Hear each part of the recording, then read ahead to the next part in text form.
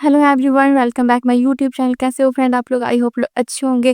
तो आज मैं इस वीडियो में बात करने वाली हूँ सबसे वायरल बाबा अनिरुद्ध जी महाराज के बारे में और उनकी पत्नी आरती तिवारी के बारे में कि इन दोनों की शादी कैसे हुई, कब हुई शादी, शादी में कितने खर्चे आए। अनिरुद्ध जी महाराज की शादी लव मैरिज है कि अरेंज मैरिज के? घर वालों की सहमति से इन्होंने अपनी शादी की या घर वालों के खिलाफ जाके इन्होंने शादी की? कहाँ पे हुई इन दोनों की शादी?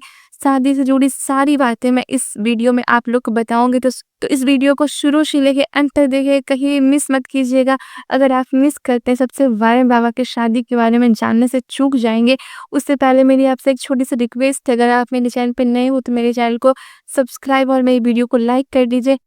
तो चलिए वीडियो में देर न करते हुए वीडियो को करते हैं स्टार्ट। सबसे पहले बात कर लेती हूँ कि इन दोनों की जोड़ी कैसी लगती है। तो इन दोनों की जोड़ी एक परफेक्ट जोड़ी है।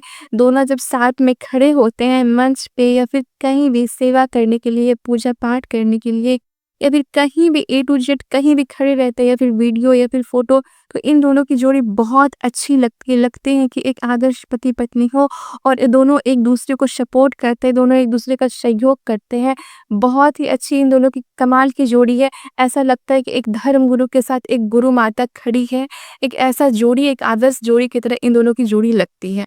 इन दोनों की जोड़ी एक परफेक्ट जोड़ी हर तरह से, चाहे लिबास के रूप में आप देख लिए या फिर हाइट या फिर एज या किसी भी चीज को आप देख लिए, तो बहुत ही अच्छी कमाल की जोड़ी इन दोनों की लगती है। मुझे नहीं लगता है कि इतने सारे धर्म गुरु अपने देश में है, इन दोनों की जोड़ी से भी अच्छी कोई जोड़ी हो सकती है, मुझे ऐसा नहीं लगता है। तो इन दोनों की जोड़ी बहुत ही कमाल की जोड़ी है। ये तो बात हो गई जोड़ी की। तो अब वीडियो में आगे बढ़ते हैं, बताते हैं कि उनकी शादी कब हुई और कैसे हुई। तो बता दो कि इनकी शादी यानी अनिरुद्ध जी महाराज और उनकी पत्नी आरती तिवारी यानी गुरु जी और गुरु माता, इन दोनों की शादी 2010 ईस्वी में हुई और इन दोनों की शादी पारिवारिक सहमति से हुई और बड़े ही धूमधाम से इन दोनों की शादी हुई। एक भारतीय रिवाज के तरीके से शादी हुई। एक ऐसा रिवाज जो वर्षों पुराना से चला आ रहा हो, उनके घर में, उनके खानदान में उस तरह से रीति रिवाज से इन दोनों की शादी संपन्न हुई। और ये दोनों अपनी शादी से बहुत खुश थे, एक दूसरे का सम्मान करके इन्होंने आरती तिवारी जी को अपने घर लाया और बहुत ही सम्मान के साथ आज भी ये रखते हैं। और आज ये एक आदर्श पति पत्नी के रूप में जाने जाते हैं। सबको इनको जानता है, चाहे कोई इंसान क्यों ना हो, कभी ना कभी इनकी भागवत कथा को जरूर सुना होगा, कभी ना कभी इनकी भागवत कथा को जरूर देखा होगा। तो हमारे भारत में सभी इनको जानते हैं, एक आदर्श पति पत्नी के रूप में इनको मानते हैं, इनको पूजते हैं। 2010 में इन दोनों की शादी हुई, तब से लेके आज तक ये दोनों एक दूसरे के साथ है। कभी भी इन दोनों के बीच में कभी भी कोई लड़ाई, मनमुटाव या भी किसी तरह का बहस नहीं होता है। बहुत ही अच्छे से ये दोनों रहते हैं। एक प्यार की डोर में, एक प्रेम की डोर में दोनों बंधे हुए हैं और दोनों एक दूसरे का इज्जत और सम्मान पूरी तरह से करते हैं। इसीलिए इन दोनों का रिश्ता आज तक बहुत अच्छे से चल रहा है और टिका हुआ है। और इन दोनों को 2 बेटे भी हैं और वो दोनों बहुत ही ज़्यादा प्यारी, बहुत ज़्यादा संस्कारी, बिल्कुल गुरु माता और गुरु जी के तरह ही हैं। और वो दोनों आज के डेट में गुरुकुल में शिक्षा ग्रहण कर रहे हैं, क्योंकि उनको ये बड़ा होके कुछ ऐसा ही नाम रोशन करना है, कुछ ऐसा नाम कमाना है, गुरु जी की तरह बनना है, गुरु माता की तरह बनना है, अपने भविष्य को रोशन करना है, अपने माता पिता का नाम को रोशन करना है। तो इस तरह से उनकी पारिवारिक जिंदगी बहुत अच्छे से चल रही है। उनके घर में सास ससुर रहते हैं, यानी कि गुरु जी के माता पिता उनके साथ ही रहते हैं। उन दोनों का बहुत ज़्यादा सम्मान और आदर के साथ, तो इस तरह से ये अपनी ज़िंदगी जी रहे हैं, बहुत अच्छी तरह से ये ज़िंदगी जी रहे हैं। इनके घर में किसी भी चीज़ की कोई कमी नहीं है, सारे सुख सुविधाएं, गाड़ी है, घर है, अच्छा मकान है, बंगला है, पैसा है, सब कुछ है। लेकिन फिर भी इन दोनों को कभी भी घमंड नहीं है, इनके माता पिता को कभी भी घमंड नहीं है। यहाँ तक कि इनके छोटे छोटे बच्चे को भी इनके पैसे को लेके कोई भी घमंड नहीं है। बहुत ही अच्छे संस्कार ये लोग अपने बच्चे को दिए हैं। बहुत अच्छे तरह से गुरु जी सबको संभालते हैं। घर में जितने भी फैमिली मेंबर हैं, उनके माता पिता, उनके भाई बहन, उनकी बीवी बच्चे, सबको बहुत ही अच्छे से संभालते हैं। बहुत ही अच्छे से एक आदर्श पिता का भूमिका निभाते हैं, एक आदर्श पति और एक आदर्श बेटे और एक आदर्श भाई की भूमिका बहुत अच्छे से ये निभाते हैं। इसीलिए इनको लोग पसंद करते हैं, इनकी कथा को पसंद करते हैं, इनको देखना पसंद करते हैं, इनको सुनना पसंद करते हैं, सब कुछ पसंद करते हैं। इनसे लोग बहुत ज़्यादा प्यार करते हैं, बहुत ज़्यादा सम्मान करते हैं इनको। अब वीडियो में आगे बढ़कर बात करते हैं अनिरुद्ध जी महाराज कौन से जाति से बिलोंग करते हैं। उनकी पत्नी आरती तिवारी कौन सी जाति से बिलोंग करती है। तो बता दूं कि अनिरुद्ध जी महाराज का एक ब्राह्मण परिवार में जन्म हुआ है, एक ऊंचे घराने में जन्म हुआ है। एक ऐसी फैमिली से ये बिलोंग करते हैं जिनका कि पुश्तैनी काम पूजा पाठ कराना, धर्म की रक्षा करना, धर्म का प्रचार प्रसार करना ही है। इसी तरह से ये भी आगे बढ़ते हैं, अपने पूर्वजों का कर्तव्य निभाते हुए धर्म का प्रचार प्रसार करते हैं, लोगों की सेवा करते हैं, गायों की सेवा करते हैं, पूजा पाठ करते हैं, मंदिर में अपना समय व्यतीत करते हैं। इनका धरोहर ही ऐसा चलता रहा है और आज इन्होंने समाज में एक अपना ऊंचा लेवल स्थापित कर लिया है। सभी लोग इनको जानते हैं, सभी लोग इनको पहचानते हैं और सभी लोग इनका सम्मान करते हैं और एक धर्म गुरु के नजरिए से इनको देखते हैं। अब बात कर लेते हैं उनकी पत्नी कौन सी जाति की है। तो बता दो कि उनकी पत्नी भी एक ब्राह्मण परिवार से ही है, वो भी एक ब्राह्मण जाति से ही बिलोंग करती है।